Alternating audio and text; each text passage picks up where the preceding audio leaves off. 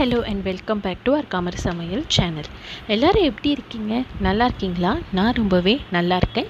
இன்றைக்கி நம்ம இந்த வீடியோவில் என்ன பார்க்க போகிறோன்னா, தேங்காய் மிட்டாய் எப்படி செய்கிறது தான் நம்ம இன்றைக்கி இந்த வீடியோவில் பார்க்க போகிறோம்.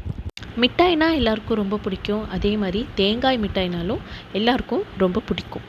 ஸோ வாங்க இன்றைக்கி நம்ம இந்த வீடியோவில் தேங்காய் மிட்டாய் செய்கிறதுக்கான பொருட்கள் என்னென்ன தேவைங்கிறது பார்க்கலாம். சர்க்கரை 1/4 கிலோ அளவுக்கு நம்ம இங்கே எடுத்துக்கலாம். ஒரு தேங்காய் நம்ம ஃபுல்லாக இங்கே எடுத்துக்கலாம்.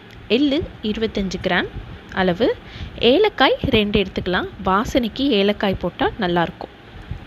ஃபஸ்ட்டு நம்ம எள்ளும் ஏலக்காவும் நம்ம நல்லா வறுத்து எடுத்துக்கலாம். எள்ளு வறுக்கும் போது தெரிக்கும், அதனால் பார்த்து வறுத்து எடுங்க. பொன்னிறம் ஆகிற வரைக்கும் எள்ளை நம்ம வறுத்து எடுத்துக்கலாம்.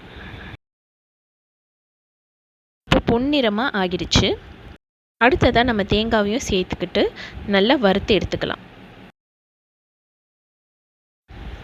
தேங்காய் நல்லா பொன்னிறத்துக்கு வந்துடுச்சு.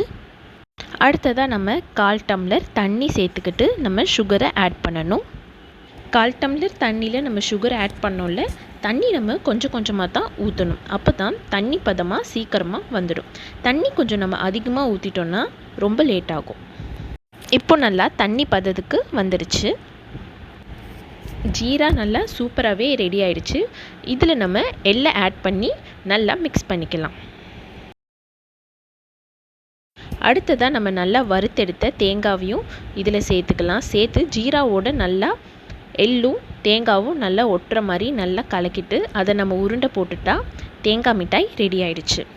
கண்டிப்பாக இது நீங்கள் வீட்டில் ட்ரை பண்ணி பாருங்கள். ட்ரை பண்ணி பார்த்துட்டு கமெண்ட் செக்ஷனில் உங்கள் பதிவை ஷேர் பண்ணுங்கள். தேங்காய் மிட்டாய் ரொம்பவே நல்லா வந்துச்சு. சாப்பிடவும் ரொம்ப நல்ல டேஸ்ட்டாகவும் இருந்தது. ஸோ கண்டிப்பாக நீங்கள் இதை வீட்டில் ட்ரை பண்ணி பாருங்கள். எல்லோரும் நல்லா விரும்பி சாப்பிடுவாங்க. தேங்க்யூ.